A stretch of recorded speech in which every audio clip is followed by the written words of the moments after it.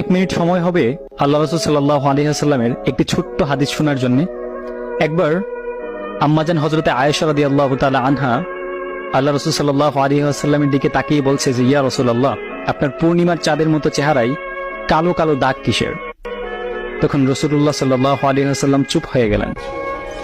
আম্মাজান যখন আবারও জিজ্ঞেস করলেন যে, ইয়া রাসূলুল্লাহ, আপনার কালো দাগগুলো কি বসন্তের দাগ?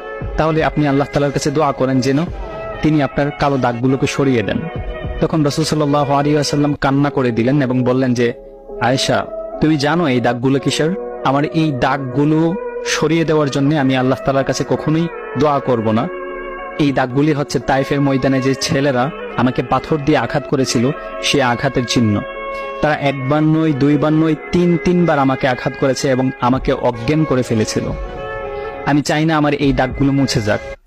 কিয়ামতের ময়দানে যখন আমার সমস্ত উম্মতরা বলতে থাকবে যে, রাসূল আপনি কোথায়, তখন আমি এক একটা কালো দাগের বিনিময়ে আমার 1000 কোটি উম্মতকে আমি জান্নাতে নিয়ে যাব।